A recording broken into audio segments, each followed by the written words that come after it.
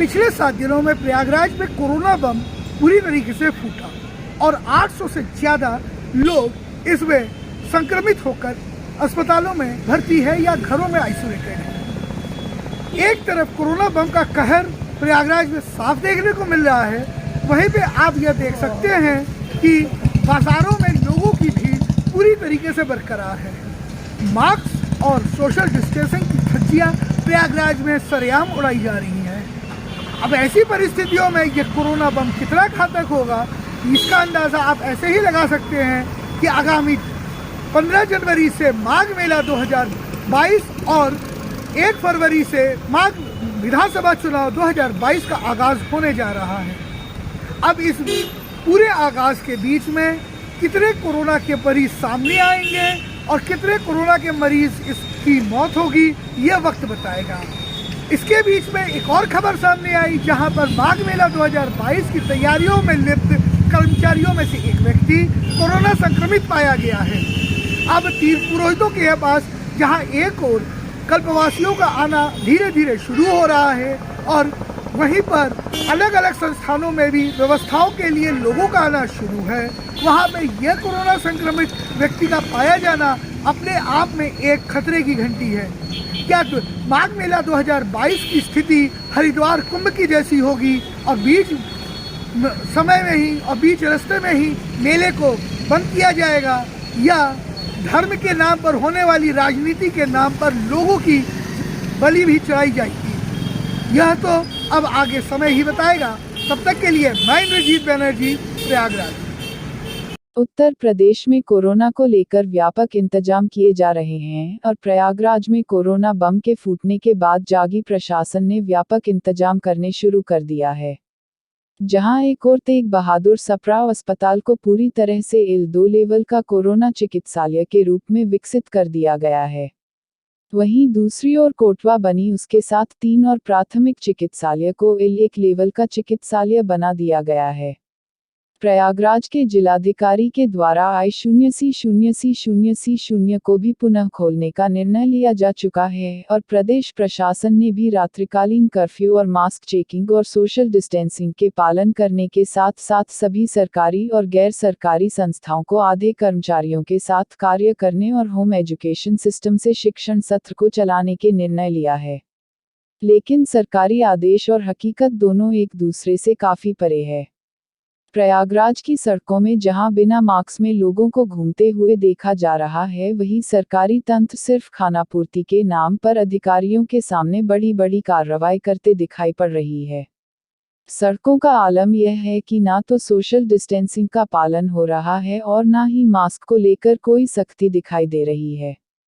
सरकारी तंत्र अपने अफसरों को मोटी मोटी कार्यवाही करने वाले फाइल दिखाकर संतुष्ट करने में सक्षम है। हकीकत और सरकारी रिपोर्ट दोनों नदी के 2 किनारे के समान नजर आ रहे हैं।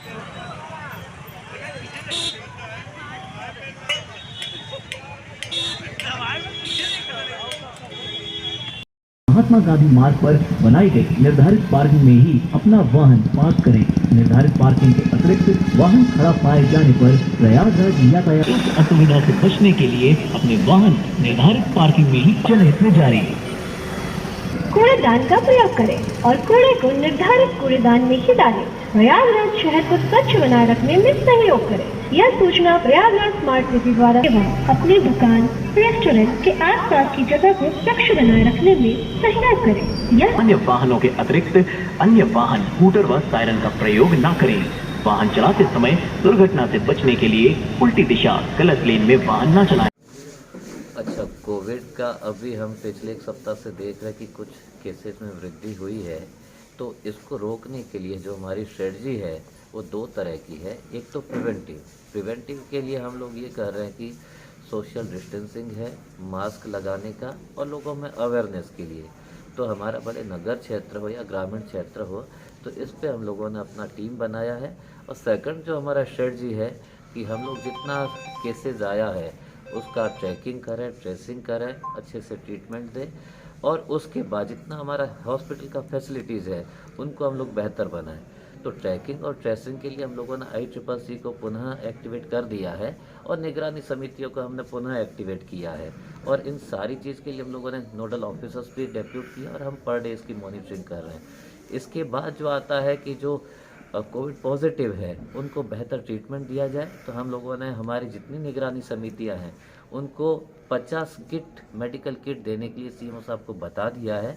और इसके बाद भी जो केसेज आएगा तो हमारे पास पर्याप्त संख्या में यहाँ पर बेड्स है, ऑक्सीजन बेड्स हैं और आईसीयू है, तो हम सुनिश्चित करेंगे कि किसी भी प्रकार का कोविड की वजह से किसी को परेशानी नहीं हो। Thank you. Thank you sir. Covid third wave की तैयारी के लिए प्रयागराज में भी केसेस आने शुरू हो गए हैं, जिससे संभावना लग रही है कि थर्ड वेव आ सकता है यहाँ पे। इसी क्रम में अभी तक हम लोग SRM हॉस्पिटल मेडिकल कॉलेज में कोविड के मरीज भर्ती कर रहे थे, लेकिन केसेस बढ़ने की संभावना देखते हुए L2 हॉस्पिटल के रूप में TB सप्रू हॉस्पिटल को हम लोग सोमवार से शुरू कर देंगे।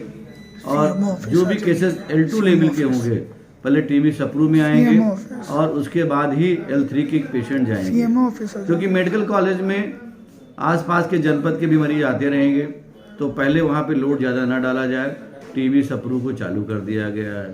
साथ ही साथ रेलवे हॉस्पिटल को भी हम कोविड की तरह चलाने जा रहे हैं। जो भी कोविड के पेशेंट हॉस्पिटल कर्मचारी या अन्य भी आए उनको भी उसी तरह भर्ती किया जाए। शेष जितने चिकित्सालय सरकारी हैं, चाहे हमारा डफरीन हो, कॉलबिन हो, TB हॉस्पिटल हो, ये सामान्य मरीजों को देखते रहेंगे, सोशल डिस्टेंसिंग पालन करते रहेंगे। CSC पे भी हमारे सभी मरीज देखे जाएंगे। जो हमारे पीकू वार्ड बने हुए हैं उनको L1 की तरह हम चलाएंगे। अगर केसेस बढ़ जाएंगे तो हम वहाँ पे भर्ती करना शुरू करेंगे।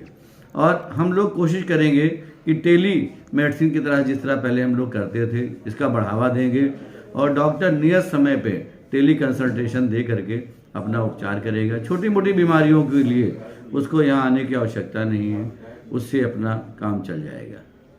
सर, माघ मेला को देखते हुए किस